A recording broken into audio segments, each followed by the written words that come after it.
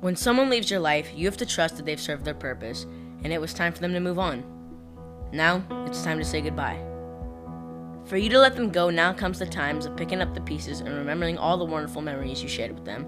And that sometimes hurts because you think to yourself, if only things were different. It's hard to accept, but it's over. In the end, it will help lead us to the path of our future and who we are truly meant to be.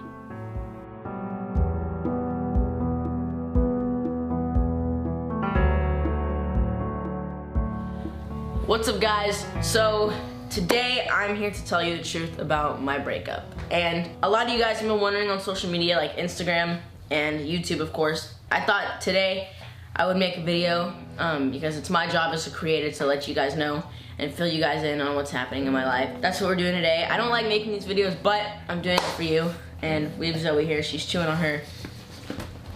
Yeah, so Zoe's here and we're gonna kind of explain what's going on. So I met Coco last summer, and during the time I had just gotten out of a relationship with, as you guys know, Piper Raquel, and I was still kind of hurting at the time, and I wanted to kind of distract myself from what had just happened. That's when I met Coco. And me, I'm a very I'm an attention seeker. Like, I don't know how to, I'm so bad at these videos, but I'm an attention seeker. I need to feel loved constantly, or else I get upset, right? So for me, it was like my way of escaping what had just happened to me. So at the time, she was 11 and I was 12, and keep in mind, we had built a crazy chemistry. Like, we were closer than close. Like, we did everything together. We, would fly out of state and go to different states and stuff. Like, we did everything together. So we became boyfriend and girlfriend, obviously. And then after a while, felt kind of different, almost as if like our personalities had changed towards each other. And it kind of, it built a weird, toxic-ish relationship eventually. And when we started fighting over the silliest things, like literally we would fight over anything that you can imagine. Like, think of something, we fought over it. So I think what had started to happen was we were working so much together on a business standpoint that it was kind of hard for us, like mostly me too, to have a relationship while in this industry. Because a lot of things that people don't realize is when you're in this industry, it's really hard to have a stable, committed relationship. And I think that's a big thing, a big misunderstanding that people don't realize. So that's like when people hate on someone for breaking up, or so breaks someone's heart, people don't consider what happens behind the camera, what happens in the real daily basis life.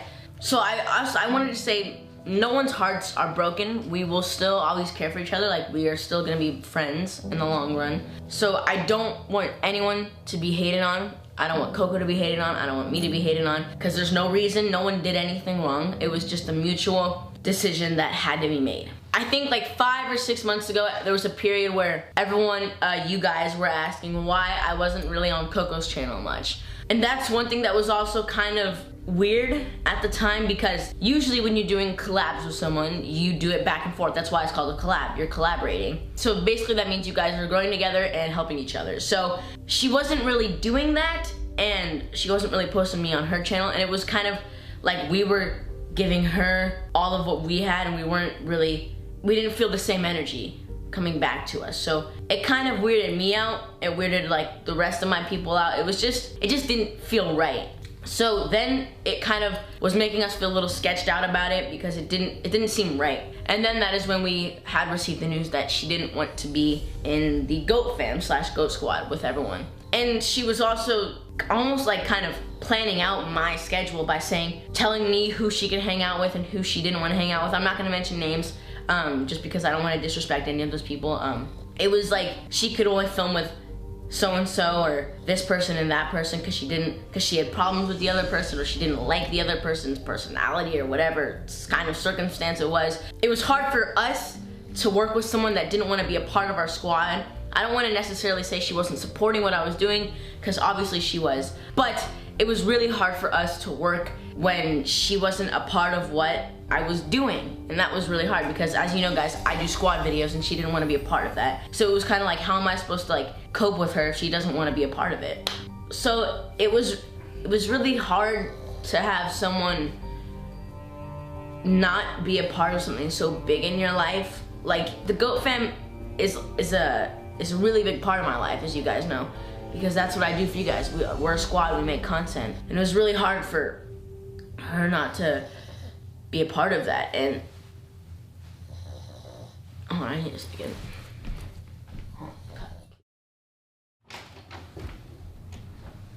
So you all good, bro? Yeah. Where do we leave off? So it's getting really hard to talk about this just because, you know, all the memories we have. As you know, we've done lots of videos together, and I think it's best to roll a montage clip. So I'll get back to you guys in a second, but let's relive the memories of Gavin this one time.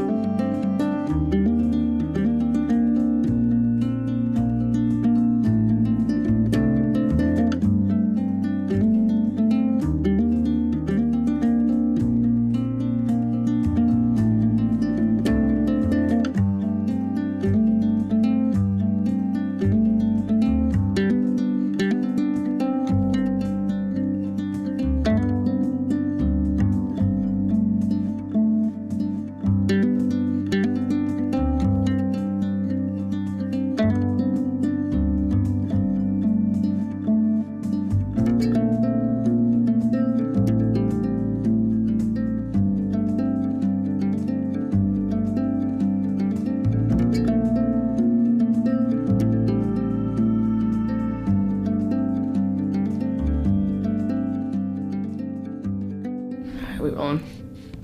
Okay. So those were the memories of Gavin. They will still always be in my heart, so I don't want anyone to think that I'm just gonna forget about them and let go of them, because that is not true at all. So another thing that I don't really ever talk about is my mom. I want to give a huge shout out to my mom, Mama Magnus. You guys know her. I don't really talk about her a lot, but you guys know who she is. She's always in the camera, whether it's behind or in front. I want to give a shout out to my mom because she does so much for me and my squad, and honestly everyone that we're around. And you know, she made sure that Coco had the same manager as me, and we were doing the same jobs together. We were constantly recording music together. We're literally doing so much for Coco, and it's just like, I'm not saying that like when you're doing stuff from someone, expect something back. Like, I don't want to be like a selfish person, but it's like the amount of stuff we did for them that like had such a positive outcome. It's like you want to feel some sort of reward. You know what I mean? So it was first the squad stuff, and then it was, you know, I was only being asked like once or twice to be on her channel, but she was all, like I said, she was constantly on my channel, constantly being promoted by me, whether that was Instagram stories, YouTube videos, YouTube stories, Twitter, Instagram, Facebook, any platform. I was constantly promoting her, and that's kind of how it went. Another subject that's really important that I want to touch on is Gav. So Gav, I know you guys have been making so many assumptions that I couldn't even count them in my brain. I want to say this: I did not leave Coco for Piper or Gav. That had already been in the works even when we were like together. That has nothing to do with our relationship. She fully supports what I'm doing, and I support what she's doing, and I think you guys should too. And I don't think there should be any hate or negative feedback from or to any of us, because when me and Coco took our break, it was not to go see another party or to, you know, switch sides. And because a problem that I have big trust issues, especially now. It's people that switch up for, whether that's fame, money, clout, or whatever you want to call it, people who like switch up for that kind of stuff and they like completely like turn their backs on you. Those kind of people are honestly, you really need to watch out for those people. I'm not saying that I have had any personal experience with them. I'm not gonna mention names or anything. So that's a big thing that I wanna, you know, tell you guys especially. Just keep your real friends close, because you'll know who they are in the long run. Me and Coco had gotten back together a few times, but I remember one of the times that I had asked her to be my girlfriend. I think it was one of the times she said she wasn't ready or something, and that was probably a good idea because I've now permanently realized that I'm not ready to move on, and I'm not ready for another relationship with someone. So I'm still kind of, my mind is still kind of clouded about all of this, so like I'm not really ready to move on because it's still like, it's hard for me too because everyone thinks, like, I don't want you guys to think, because like what it looks like to some of you guys is that I'm just, you know, completely throwing away these memories, or I'm throwing away that, but that's not at all what it is. I'm completely cherished. Like, a big thing about me is I cherish the little things, dude. Like, I completely cherish and keep those little memories, even the big ones, the little ones. Like, it's the small things that matter too in life. Like, you don't need to do something big for someone for them to remember it. It's if they're your real friend, they'll accept you for the small things that you do. And that's how you know that this person is there for you and not what's around you or what they can gain from you. I have a headache. So I think another thing that has been happening on social media, I think this is like probably the last topic I'm gonna touch on, but so my song Hearts on a Pendant, it comes out July 31st, I think. Everyone was saying that, you know, like, who's the song about, and like, oh, you wrote it about your ex-girlfriend, like, that's messed up.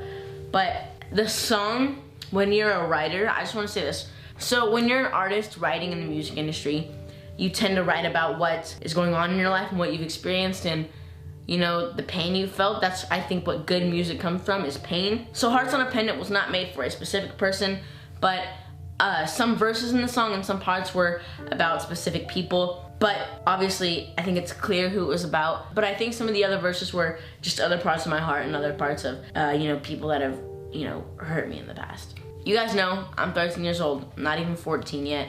Just newly teenager, so I'm still young, I've got a lot to learn, but I think I've touched on everything that I've wanted to, and I want to thank you guys, if you're still watching, for listening to me and staying here through the whole video, because it does mean a lot to me that I'm able to share, you know, what's going on in my life through YouTube, because it's amazing and it's a blessing that I have a platform to share, you know, what's going on in my life and the problems that I have.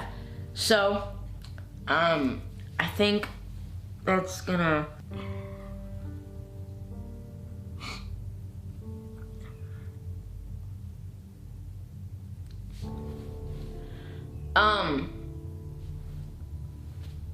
That's gonna be it for this video, guys. But in closing, I just want to say that I love Coco, and we have a lot of memories together, and I will never forget her. So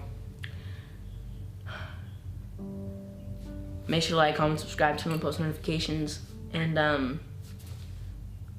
see you guys in the next one. Peace.